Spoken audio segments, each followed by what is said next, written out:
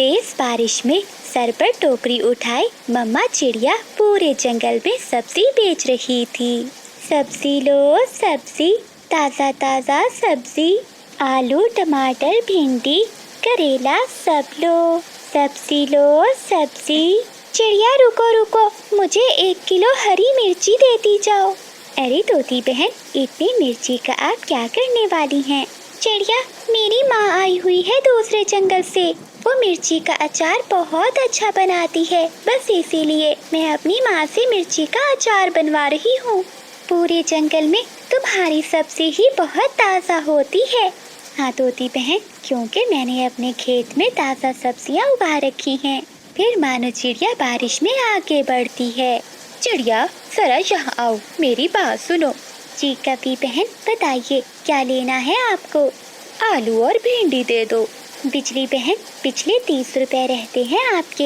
हाँ हाँ, सब याद है मुझे। पहले सब्जी तो दो, पैसे भी देती हूँ। फिर बिजली कपी चिड़िया से सब्जी ले लेती है। पिछली बार जो टमाटर देकर गई थी वो सारे गले सड़े थे। चल अब भाग यहाँ से, कोई पैसा नहीं है मेरे पास। तेरे वो गले सड़े टमाटर खाने से 2 दिन तक मेरे पेट में दर्द होता रहा है। अगर सब्जी के पैसे नहीं दोगी तो पेट में दर्द तो होगा। देखना कभी, दर्द तो अब भी होगा। मानो चिड़िया ऐसा कहते हुए अपनी टोकरी उठाती है और वहाँ से चली जाती है। बिजली, क्या बना रही हो आज? आलू और भिंडी। बिजली, मेरा तो आज गोभी खाने को मन कर रहा था। पहले ही चिड़िया मुझे ढेर सारी बातें सुना कर गई है। वो तो आज भी मैंने उससे धोखे से ली है सब्जी। उस चिड़िया का भी कुछ ना कुछ तो करना ही होगा। सब डरते हैं मुझसे, लेकिन ये छोटी चिड़िया हमेशा मेरा मुकाबला करती है। अगली सुबह जब मानो चिड़िया जंगल में सब्जी बेचने जाती है तो वो बिजली कपी के घर की ओर नहीं जाती। मानो चिड़िया जंगल के दूसरे हिस्से में सब्जी बेच रही थी। बिजली कपी तो अपने घर के बाहर बैठी चिड़िया का इंतजार कर रही थी। ये चिड़िया अभी तक क्यों नहीं आई? लगता है बहुत सियानी हो गई है, लेकिन मैं भी सब्जी उसी से ही लूंगी। फिर बिजली कपी अपनी टोकरी लेकर वहाँ से उड़ती है। मानो चिड़िया दूर से ही बिजली कपी को आता हुआ देखकर अपनी टोकरी उठाकर वहाँ से भागती है, मगर बिजली कपी भी चिड़िया के पीछे पीछे जाती है। चिड़िया रुको रुको। बिजली, मुझे जाने दो, मेरा काम का समय है। तो मैं कौन सा तुम्हारे साथ खेलने आई हूँ? बादल की तनख्वाह 1-2 दिनों में मिल जाएगी। तुम चिंता ना करो, मैं तुम्हें सारे पैसे ही दे दूंगी। जो भी हो बिजली, लेकिन आज तुम्हें उधार सब्जी नहीं मिलेगी। तुम चली जाओ यहाँ से। अच्छा, तो फिर मेरे मोहल्ले की ओर भूल कर भी मत आना, वरना बहुत पिटोगी। तुम चिंता ना करो, मैं जाऊंगी भी नहीं तुम जैसे भूखी के मोहल्ले में। ऐसा कहते हुए मानो चिड़िया चली जाती है। बिजली, इस छोटी चिड़िया ने तेरी इतनी बेइज्जती की, अब तो बदला लेना ही पड़ेगा। बादल, बादल जी, उस छोटी चिड़िया ने सबके सामने मुझे तुम्हारी प्यारी पत्नी को बुरा भला कहा, और वो मोटी चोंच वाला तो मेरी तरफ देख देख कर हंस रहा था। बिजली, तुम चिंता ना करो, ना रहेगी चिड़िया की सब्जी और ना बेचेगी वो जंगल में सब्जी। मैं आज रात ही चिड़िया का सारा सब्जियों का खेत बर्बाद कर दूंगा। मेरा सुंदर पति बहुत प्यार करता है मुझसे। मानो चिड़िया सारा दिन जंगल में सब्जी बेचने के बाद अपने घर चली जाती है। रात हो जाती है। बादल कप्पा अपने घर से निकलता है। वो सीधा मानो चिड़िया के खेत में जाता है और वो चिड़िया के खेत से सब्जियां तोड़ तोड़ कर फेंकने लगता है।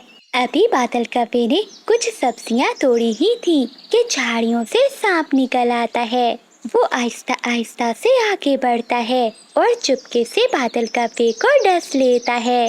बचाओ, सांप, सांप, मुझे सांप ने डस लिया है। मगर वहाँ तो कोई भी नहीं था जो बादल कप्पे को बचाता। कप्पा गिरता है और वहीं मर जाता है। अगली सुबह हो जाती है। बादल अभी लौट कर नहीं आया, मुझे जाकर देखना होगा। मानो चिड़िया, बंटी कबूतर और तोता सभी कप्पे के पास जमा थे। बेचारे को सांप ने डस लिया और ये मर गया। देखो तो सही, मरा भी चोरी करते हुए। मौत तो अच्छी आ जाती इस कौवे को। दोस्तों, जो जैसा करता है उसे वैसा ही फल मिलता है। तभी बिजली कौवी भी वहाँ आ जाती है और अपने मरे हुए पति को देखकर रोने लगती है। बादल, बादल जी, मुझे छोड़कर ना जाना। मैं तुम्हारे बिना कैसे जीऊंगी। बिजली, ये कुछ सब्जियाँ मरने से पहले बादल ने तोड़ी थी। तुम ये अपने साथ ले जाओ, शायद इन्हें खाने से तुम्हारा पेट भर जाए।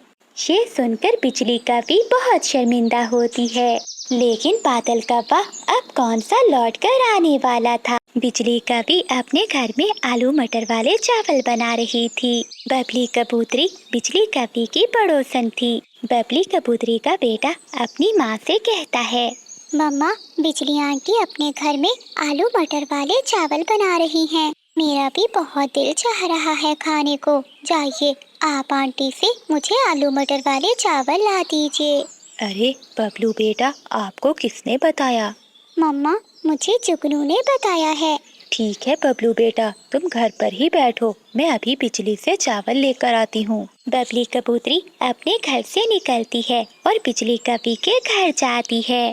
बिजली बहन, मेरा बबलू भी आलू मटर वाले चावल मांग रहा है, मुझे 1 प्लेट चावलों की दे दो।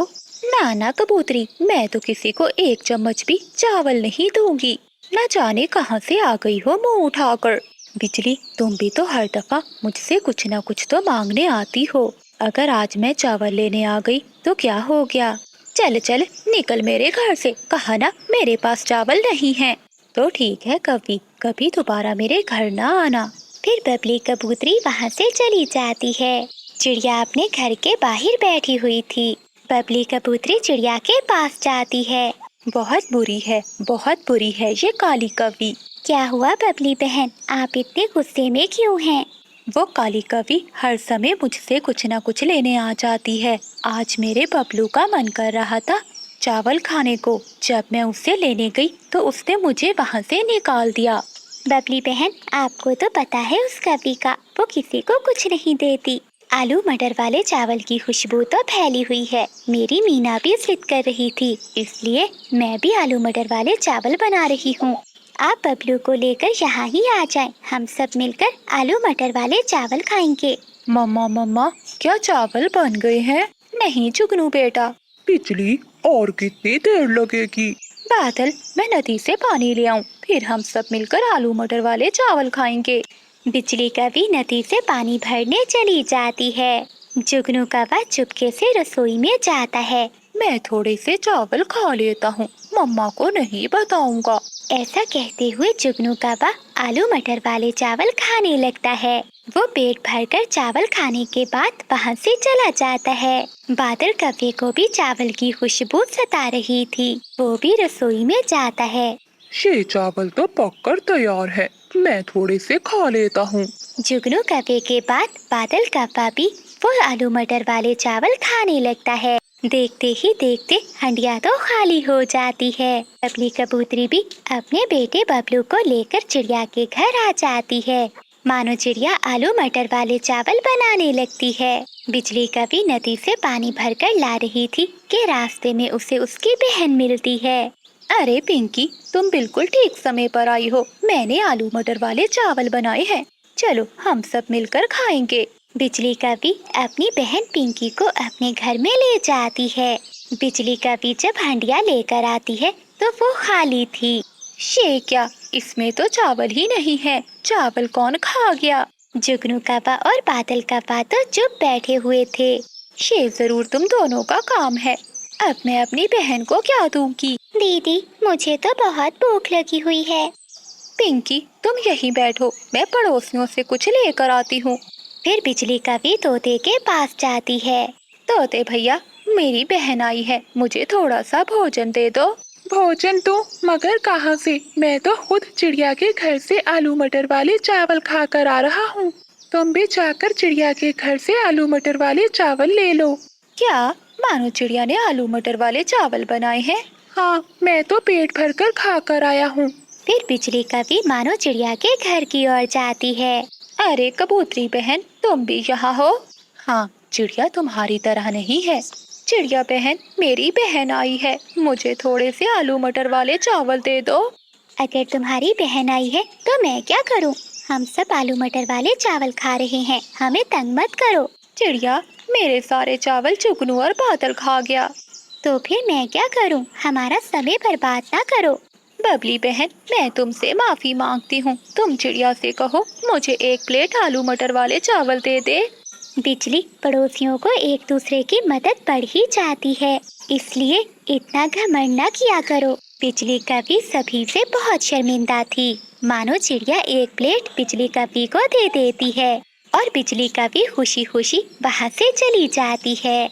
प्यारे दोस्तों, इस कहानी को लाइक अपने दोस्तों के साथ शेयर करना मत भूलिएगा। आपका धन्यवाद। ये आम का पेड़ मेरा है, मैं ही इस पेड़ से आम तोड़ूंगा। मैं तोड़ूंगा आम। बादल कौवा और चीकू तोता एक दूसरे से लड़ाई कर रहे थे, जब मानो चिड़िया वहाँ आ जाती है। चिड़िया, समझा लो इस मोटी चोंच वाले को, ये सारे आम मेरे हैं। चिड़िया बहन, जब से ये आम का पेड़ छोटा था तब से मैं इस पेड़ को पानी दे रहा हूँ, और अब जाकर ये काला कौवा इस पेड़ पर कब्जा करने आ गया है। तोते भैया, ऐसे लड़ाई मत करो, आप चलो, आप मेरे साथ चलो, हम मैदान से जाकर दाना खा लेंगे। आप ये आम का पेड़ इस कौवे को ही दे दें। गंदा कौवा, दुष्ट कौवा, एक दिन रोगे, बहुत पछताओगे, देख लेना। फिर तोता मानो चिड़िया के साथ चला जाता है। बादल कौवा आम के पेड़ से सारे आम तोड़ता है और अपने घर की ओर चला जाता है। वाह रे बादलपति जी, आज तो तुमने कमाल कर दिया, कितने सारे आम ले आए हो। जल्दी बताओ कहाँ रखूं, बहुत भारी है। सारे घर में तो भोजन ही भोजन है। अच्छा, तुम ऐसा करो, इस आम को उस अलमारी पर रख दो। काले कौवे ने कुछ चुराकर, कुछ छीनकर और कुछ इकट्ठा करके अपने पूरे घर को अनाज से भरा हुआ था। तोते से छीन कर लाया हूँ ये आम। पति जी, बहुत अच्छा किया, वो मोटी चोंच वाला मुझे बहुत बुरा लगता है। बादल जी, सुना है उस कबूतर की मकई की फसल भी तैयार है। हाँ, तुम चिंता ना करो, कल मैं वहीं जाऊंगा। अगले दिन बादल कौवा एक थैला लेकर कबूतर के मकई के खेत में जाता है और वो जाकर मकई के भुट्टे तोड़ने लगता है। तभी कबूतर भी वहाँ आ जाता है। अरे ओ काले कौवे, ये मकई क्या तेरे बाप की है? हो, नहीं, गंदी आंखों वाले, ये मकई तो तेरे बाप की है, इसलिए तो मैं तोड़ रहा हूँ। रोक सकता है तो रोक ले। चल चल भाग यहाँ से, आया बड़ा गुंडा कहीं का। फिर बादल कौवा कबूतर को नीचे गिरा देता है और उसके ऊपर बैठकर उसे अपनी चोंचों से मारने लगता है। बचाओ बचाओ, कोई मुझे बचाओ। कबूतर को मारने के बाद बादल कौवा मकई से भरा हुआ थैला उठाता है और अपने घर की ओर चला जाता है। बहुत भारी है, जल्दी बताओ बिजली, कहाँ रखूं? अब तो घर में जगह नहीं बची है। अच्छा, पहले बताओ तो क्या है इसमें? इस थैले में मकई के भुट्टे हैं, अभी अभी कबूतर के खेत से लाया हूँ। वहाँ संदूक पर रख दो। फिर बादल कौवा वो मकई से भरा हुआ थैला संदूक पर रख देता है। बिजली कभी प्यार से अपने पति से कहती है, बादल, ये जो 3 दिन पुराना अनाज है, ये तुम कल अपनी माँ को दे आना। हाँ ठीक है। और साथ ही बिजली कभी कहती है, और मकई मेरी माँ को बहुत पसंद है, कल मैं जाकर अपनी माँ को मकई दे आऊंगी। ना ही मैं अपनी माँ को 3 दिन पुराना दाना दूंगा और ना ही तुम अपनी माँ को ये मकई दोगी। ये सुनकर बिजली कभी चुप कर जाती है। मुझे अनाज भोजन जमा करने का बहुत शौक है, तुम देखना एक दिन मेरे घर में दाना रखने को जगह कम पड़ जाएगी। वो दिन तो आने ही वाला है, जरा देखो तो हर तरफ अनाज ही अनाज है। एक बूढ़ी चिड़िया कौवे के दरवाजे पर आती है। बिजली कभी दरवाजा खोलती है। कभी बेटी, मैं बहुत भूखी हूँ, मुझे खाने के लिए एक दाना दे दो। चले भाग बुढ़िया, मेरे पास तुम्हें देने के लिए एक भी दाना नहीं है। बेटी कभी, मैं देख रही हूँ तुम्हारा घर तो अनाज से भरा हुआ है, बस मुझे एक दाना ही दे दो। सुना नहीं, चल भाग यहाँ से। फिर बिजली कभी गुस्से में उस बूढ़ी चिड़िया को धक्का दे देती है। वो बूढ़ी चिड़िया दूर जाकर गिरती है कभी याद रखना, ये दाना और भोजन ही तुझे लेकर डूबेगा। एक दिन तुम अपने किए पर पछताओगी। कुछ दिनों बाद बादल कौवा चिड़िया के घर जाता है और चिड़िया का बारिशों के लिए जमा किया हुआ सारा भोजन चुराकर अपने घर ले आता है। मानो चिड़िया शाम को दाना लेकर जब घर आती है तो रोने लगती है। मेरा बारिशों के लिए रखा हुआ दाना कोई चुरा कर ले गया, अब मैं क्या खाऊंगी? बिजली, ये भोजन अब मैं कहाँ रखूं? बादल जी, अब ये भोजन तुम कहाँ से लाए हो? ये भोजन मैं चिड़िया के घर से लाया हूँ। तुम रुको, मैं ये घोंसला उठाती हूँ और तुम यहाँ नीचे रख दो। फिर बिजली कौवी अपना घोंसला उठाती है और बादल कौवा भोजन वहाँ रख देता है। रात हो जाती है। कौवों के घर में अब इतनी भी जगह ना थी कि वो अपना घोंसला रख सके। वो दोनों कौवे अपना घोंसला भोजन के ऊपर रखकर ही सो जाते हैं। बादल जी, अब बस कर जाओ, पूरा घर भर चुका है। अब तो घर में ना बैठने को जगह है और ना ही खड़े होने को। हो, देखा ना बिजली, मैंने पूरे घर को अनाज से भर दिया है। वो दोनों कौवे सो जाते हैं। आधी रात को तेज हवा चलती है। कौवों का घर तो तेज हवा के कारण इधर उधर हिल रहा था। थोड़ी ही देर में उनका घर नीचे जमीन पर गिर जाता है। कौवा और कौवी अनाज की बोरियों के नीचे दब जाते हैं। बादल, बादल, कहाँ हो तुम? मैं यहाँ हूँ, बोरी के नीचे। अगली सुबह हो जाती है और जंगल के सभी पक्षी वहाँ जमा हो जाते हैं। अब बताओ कौवे कि ये आम किसके हैं, मेरे या तुम्हारे? तोते, मुझे यहाँ से बाहर निकालो और सारा अनाज ले लो। तोता अपने आम उठाकर ले जाता है। फिर मानो चिड़िया और कबूतर भी अपना अपना अनाज ले जाते हैं, लेकिन वो दोनों कौवे वही बाकी अनाज की बोरियों के नीचे दबे हुए थे। लेकिन कोई भी उनकी मदद के लिए नहीं आता। चिड़िया, कबूतर और तोता तीनों बहुत अच्छे दोस्त थे और वो एक जगह बैठकर बातें कर रहे थे। तोते और कबूतर, मैं तो कहती हूँ कि मुझे भूख लग रही है। ऐसा करते हैं, किसान की पत्नी से दाना भोजन ले आते हैं। रानो, जब से किसान की पत्नी ने दाना देना शुरू किया है ना, तब से मेरी जिंदगी आसान हो गई है। मैं तो हैरान होता हूँ कि आजकल के जमाने में भी ऐसे इंसान रहते हैं जो कि पक्षियों की इतनी सेवा करते हैं। चलो चलते हैं, पहले भूख तो मिटा लें, बाद में बातें करते रहेंगे। चिड़िया रानी अपने दोस्तों को लेकर वहाँ से चली जाती है। रास्ते में उनको कालू कौवा मिल जाता है। रुको रुको, कहाँ जा रहे हो? मुझे भी अपने साथ ले दे जाओ, बहुत भूखा हूँ मैं। अगर किसान के आंगन से थोड़ा दाना मैं चुग लूँगा तो क्या हो जाएगा? कवि भैया, हमें आपसे कोई दुश्मनी नहीं है, मगर हाँ, किसान के घर में ख्याल रखना, कोई आप गलती नहीं करना और कोई शरारत भी। हाँ चिड़िया, मैं कुछ नहीं करूँगा, बस मुझे दाना मिल जाए खाने के लिए। फिर वो सभी दोस्त मिलकर वहाँ से चले जाते हैं। चिड़िया, कबूतर, तोता और कालू कौवा किसान के घर के आंगन में आ जाते हैं। आ गए हो मेरे पक्षी दोस्तों, मैं आपका कितना इंतजार कर रही थी। लो, ये दाना भी खाओ और पानी भी पियो। माँ जी, आप हमारा कितना ख्याल करती हैं, आप बहुत अच्छी हैं माँ जी। मेरे दोस्तों, आप जब मेरे घर से दाना खाने आते हो तो मुझे ऐसा लगता है जैसे रहमतें और बरकतें आ गई हो मेरे घर में। इतना सारा प्यार देखकर सभी पक्षी खुश हो जाते हैं और फिर खुशी खुशी दाना खाना शुरू कर देते हैं। अपना पेट भरकर सभी वापस अपने जंगल की ओर चले जाते हैं। अगली सुबह जैसे ही किसान की पत्नी दाना और पानी रखने आती है तो उसका पति देख लेता है। अरे भाग्यवान, ऐसे खुले आसमान तले दाना पानी क्यों रख रही हो? पति जी, वो आते हैं मेरे पक्षी दोस्त, वो खाते हैं ये दाना, वो बहुत भूखे होते हैं, मैं उनको खिलाती हूँ। अरे ये क्या पागल बन कर रही हो? तुमको पता है मेरे घर में पहले ही 50 मुर्गियाँ हैं। अगर तुम ऐसे दाना जाया करती रहोगी, अच्छा है 20-30 मुर्गियाँ और पाल लूं मैं। अरे उन पक्षियों को दाना देने की कोई जरूरत नहीं। आप ये सब गलत कर रही हैं, वो पक्षी नहीं, वो मेरे दोस्त हैं। अगर तुमको दाना देना है, ऐसा करो, तुम भी जाकर पक्षियों के घोंसलों में ही रहो। किसान अपनी पत्नी पर काफी गुस्सा करता है और फिर किसान की पत्नी वो दाना पानी अंदर रख देती है। थोड़ी देर के बाद वो सभी पक्षी भी आंगन में आ जाते हैं। अरे ये क्या, आज माँ जी ने हमारे लिए दाना नहीं रखा, शायद भूल गई होंगी। ओ हट्टी, सभी भाग जाओ। अरे अरे फकीरों की तरह मेरे घर पे जमा हो गए हो तुम लोग। आज तुम्हारी मालकिन को मैंने मना कर दिया है, आज से यहाँ पर कोई दाना पानी नहीं मिलेगा।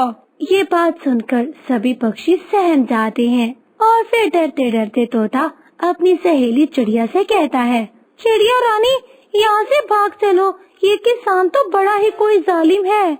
उदास मुंह लटकाए सभी पक्षी वहाँ से चले जाते हैं। अगली सुबह जब किसान अपनी फसल की ओर जाता है, अपनी मकई की फसल जलते गलते सड़ते देखकर हैरान हो जाता है। अरे ये क्या, अरे पिछले दिनों तो बारिश हुई है और मेरी फसल ने खूब पानी पिया है, अब ये इस तरह सूख क्यों रही है? फसल सूख गई, मैं तो रोड पर आ जाऊंगा। किसान बहुत परेशान हो जाता है और फिर पेड़ के नीचे बैठकर योजना बनाने लगता है। थोड़ी देर के बाद किसान की पत्नी खाना लेकर वहीं आ जाती है। मियाँ जी, आप इतने ज्यादा परेशान क्यों बैठे हुए हैं? अरे भाग्यवान, क्या बताऊं, कल तक तो मेरी मकई की फसल हरी भरी थी, ऐसे मन करता था कि कच्ची ही तोड़कर खा जाए, लेकिन देखो अब कितनी सूख रही है ये फसल, लगता है किसी की नजर लग गई। पति जी, बुरा मत माने तो ये किसी की नजर नहीं है, बल्कि अपने कर्मों की बुरी सजा है ये। अरे तुम कहना क्या चाहती हो, बोलो तो सही। देखिए पति जी, मैं तो कहती हूँ जब तक वो पक्षी दाना पानी लेने आते थे तब तक हमारी जिंदगी खुशहाल थी। हमें दोबारा पक्षियों से दोस्ती कर लेनी चाहिए। बस कर दो, वो छोटी चिड़िया क्या कर लेगी? आपको नहीं पता, वो छोटी चिड़िया अपने दोस्त बादलों को बुला कर लाएगी, बारिश करवाएगी वो हमारे गाँव में। किसान को इस बात पर विश्वास नहीं होता। चलो ठीक है, बुला लो अपनी सहेली रानो चिड़िया को। मैं नहीं बुलाऊंगी, अब आप मेरे साथ चले, आप भी माफी मांगेंगे उनसे। किसान की पत्नी अपने पति को लेकर चिड़िया के जंगल की ओर चली जाती है। चिड़िया एक बड़े पेड़ पे बैठकर फूलों के साथ मीठा मीठा संकेत खा रही थी और फिर चिड़िया उनको देखकर डर जाती है। माँ जी, मैंने फिर क्या गलती कर दी है? क्या तुम लोग मुझे बंदूक से मारने आए हो? अरे नहीं रानी चिड़िया, हम क्यों मारेंगे तुमको? देखो ये मेरे पति हैं, ये तुमसे माफी मांगने आए हैं। नहीं नहीं माँ जी, मैंने आपके घर का नमक खाया है, ये क्यों माफी मांगेंगे मुझसे? बस चिड़िया, हमारी मदद कर दो, हम बड़ी मुश्किल में हैं। मैं तो बहुत छोटी चिड़िया हूँ, आपकी मदद कैसे कर सकती हूँ मैं? हाँ चिड़िया, तुम हमारी मदद कर सकती हो। अपने दोस्त बादलों को बोलो कि जल्दी से बारिश बरसाएं और फिर हमारी फसल सूखने से बच जाएगी। चिड़िया तुरंत उड़ती है और वो सीधा अपने दोस्त बादलों के पास जाती है। बादल दोस्त, ऐसा करो, जल्दी से बारिश बरसाओ, नहीं तो हमारे दोस्त किसान की फसल जल जाएगी। हाँ चिड़िया, तुमने बहुत अच्छा किया। हम भी दूसरे पक्षियों की, इंसानों की, सबकी मदद करते हैं, मदद करनी चाहिए। बादल अपने दोस्तों को लेकर इंसानों वाली बस्ती चले जाते हैं। आसमान पर काली घटाएं छा जाती हैं। किसान और किसान की पत्नी ये सब देख रहे थे और फिर तेज मूसलाधार बारिश शुरू हो जाती है। बारिश छम छम बरस रही थी, जो फसलें सड़ती जा रही थी। अब वो फसलें तेज बारिश में बादल कौवा अपने घर के बाहर बैठा हुआ था। ये पक्षी भी बहुत चालाक हो गए हैं, क्या जाता है इनका, अगर एक दाना मुझे दे दिया करे। अब तो जंगल का कोई पक्षी भी मेरा विश्वास नहीं करता, क्या करूं मैं? आज तो भूख भी बहुत लगी है और ऐसी बारिश में अब मैं दाना कहाँ से ढूंढने जाऊंगा? तभी उसे दूर से बंटी कबूतर दाना लेकर आता हुआ दिखाई देता है। ये कबूतर तो मेरा बहुत बड़ा दुश्मन है, ये तो कभी मेरी बातों में नहीं आएगा। तभी कौवे के दिमाग में एक नई शरारत आती है। जैसे ही कबूतर कौवे के पास पहुंचता है तो बादल कौवा नीचे लेट जाता है और अपनी आंखें बंद करके जोर जोर से हिलने लगता है। कौवे को ऐसा करता हुआ देखकर कबूतर जल्दी से वहाँ आता है। बादल कौवे, क्या हुआ तुम्हें? लेकिन कौवा कोई जवाब नहीं देता और वैसे ही करने लगता है। बंटी कबूतर थोड़ा सा पानी कौवे के मुंह में डालता है, लेकिन कौवा फिर भी वैसा करना ही जारी रखता है। पता नहीं इसे क्या हो गया है। ऐसा करता हूँ, थोड़ा सा दाना खिलाता हूँ, शायद ये ठीक हो जाए। कौवा जब ये सुनता है वो तो खुशी से फूल जाता है। फिर कबूतर दाना कौवे को खिला देता है। तभी कौवा भी उठ जाता है। बादल कौवे, मैं तो घबरा ही गया था, तुम्हें क्या हुआ था? तुम्हें क्या बताऊं कबूतर कि मुझे क्या मसला है। सभी पक्षी समझते हैं कि मैं बहुत काहिल और सुस्त हूँ, लेकिन कोई ये नहीं जानता कि मुझे कितनी बीमारियाँ हैं। 3-4 रोज से तो मैं कुछ ज्यादा ही बीमार हूँ। बैठे बैठे ही चक्कर आने लगते हैं और मन घबराने लगता है। तुम ही बताओ कबूतर कि ऐसी हालत पे मैं कैसे काम करूं। मेरी जिंदगी का तो अब कोई भी भरोसा नहीं है। बादल, ऐसा तो ना कहो, हम सब हैं ना तुम्हारे साथ। हम सबको ये तो नहीं पता था कि तुम इतने बीमार हो। मैं सभी पक्षियों से कह दूंगा कि तुम्हारा ख्याल रखें। कौवे के दिल में तो लड्डू फूट रहे थे। फिर कबूतर वहाँ से चला जाता है। मैं भी कौवा हूँ, जितना ऊपर से काला हूँ उतना ही अंदर से काला हूँ। ये तो मेरी शान के खिलाफ है कि मैं कोई काम करूँ। अब तो सारी जिंदगी ऐसे ही एक्टिंग कर कर खाऊंगा। फिर कबूतर चिड़िया के घर जाता है। चीकू तोता भी वहीं बैठा हुआ था। चिड़िया बहन, तुम्हें तो पता है कि बादल कौवा कितना आलसी है, इसलिए मैं उसके सबसे ज्यादा खिलाफ हूँ। लेकिन असल बात का तो मुझे अब पता चला है। क्या हुआ बंटी भैया, आप इतने परेशान क्यों लग रहे हो? चिड़िया बहन, वो कौवा तो बहुत बीमार है। उसको तो ऐसी बीमारी लगी हुई है कि वो बीमारी मेरी समझ में भी नहीं आई और ना ही उस बीमारी का कोई इलाज है। मैं इसीलिए यहाँ आया हूँ कि इस मुश्किल समय में हमें उसे अकेला नहीं छोड़ना चाहिए। हाँ कबूतर, तुम ठीक कह रहे हो। उसने आज तक हमारे जंगल में कुछ भी अच्छा नहीं किया, लेकिन जो भी हो वो है तो हमारे जंगल का पक्षी। हमारे जंगल की रौनक उसी की वजह से ही है। बताओ कबूतर, हमें क्या करना होगा? मैंने सोचा है कि हम सब मिलकर बारी बारी उसे दाना दिया करेंगे। हाँ बंटी भैया, आपकी बात बिल्कुल ठीक है, हम ऐसा ही करेंगे। अगली सुबह वो तीनों पक्षी बादल कौवे के पास जाते हैं। बादल भैया, मुझे आपसे बहुत शिकायत है। जैसा भी हो, मैंने हर मुश्किल समय में आपका साथ दिया है। आपको मुझे बताना चाहिए था अपनी बीमारी का। मानो बहन, मैं तुम्हें परेशान नहीं करना चाहता था, बस मैं अकेला ही लड़ना चाहता था। ऐसा कहते हुए कौवा फिर से वही एक्टिंग करना शुरू कर देता है। ये देखकर चिड़िया डर जाती है और वो कबूतर के बताए हुए मुताबिक एक दाना कौवे के मुंह में डाल देती है। कुछ ही देर में कौवा उठकर बैठ जाता है। कौवे भैया, आपने घबराना नहीं है, आप जल्दी ठीक हो जाएंगे। मानो बहन, मुझे लगता है अब मैं जल्दी ही मर जाऊंगा। ये बीमारी मुझे मारकर ही मेरा पीछा छोड़ेगी। अभी तो आज मुझे अपने घोंसले की मुरम्मत का काम भी करना था। जैसे ही मेरी सेहत ठीक होती है, मैं ये काम करना शुरू कर दूंगा। कौवे भैया, मैं कर दूंगी आपके घोंसले का काम। इसी हालत में मैं आपको घर का काम नहीं करने दूंगी। ठीक है चिड़िया बहन, अगर तुम कह रही हो तो ठीक है, वरना मैं खुद ही कर लेता। बेचारी चिड़िया सारा दिन जंगल से सूखे तिनके लाकर कौवे की छत की मुरम्मत करती है। अगले दिन बादल कौवे का मामा साथ वाले जंगल से आता है। वो देखता है कि सभी पक्षी कौवे की बहुत सेवा कर रहे हैं। पक्षियों के जाते ही उसका मामा बादल कौवे के पास जाता है। भांजे, क्या तुम जंगल के राजा तो नहीं बन गए जो सभी पक्षी तुम्हारी इतनी सेवा कर रहे हैं? मामा जी, ऐसा ही समझ ले। अगर आप कहें तो आपको भी ये राज बता दूं। तभी कबूतर वहीं से गुजर रहा था। वो उन दोनों की बातें सुन लेता है। मामा जी, सभी पक्षी मुझे देखकर दूर भागते थे, कहीं मैं उनसे कुछ मांग ना लूं। लेकिन इस बार मैंने भी ऐसा खेल खेला है कि आपने अपनी आँखों से देख ही लिया है। फिर बादल कौवा सारी बात अपने मामा जी को बता देता है। अरे वाह, सच में बादल, तुम्हारे जैसा दिमाग किसी का नहीं है। कबूतर जो सुबह सुबह फल लेकर कौवे के पास आया था, वो ये सारी बातें सुन लेता है और उसे अपने आप पर बहुत गुस्सा आता है कि वो कैसे उल्लू बन गया। लेकिन कौवे, अब तुम इस बात की चिंता ना करो, इसका बदला तो मैं तुमसे लेकर ही रहूंगा। फिर वो सभी पक्षियों को बुलाता है और उन्हें सारी बात बताता है। लेकिन बंटी भैया, अब हम क्या करेंगे? चिड़िया बहन, हम भी उसके साथ वैसा ही करेंगे जो उसने हमारे साथ किया है। हम भी वैसी ही एक्टिंग करेंगे जैसी वो करता है। कबूतर, क्या मतलब है तुम्हारा? मेरा मतलब है कि जब भी कौवा एक्टिंग करने लगे, जो पक्षी भी वहाँ हो वो भी वैसी एक्टिंग करने लग जाए। इससे क्या होगा? इससे वो खुद ही एक्टिंग करना छोड़ देगा। अब इससे ज्यादा हम कुछ भी नहीं कर सकते। उस दिन के बाद सभी पक्षी ऐसा ही करते हैं। दोपहर को मिठू तोता कौवे के घोंसले में जाता है। तोते को देखकर कौवा वैसे ही करने लगता है।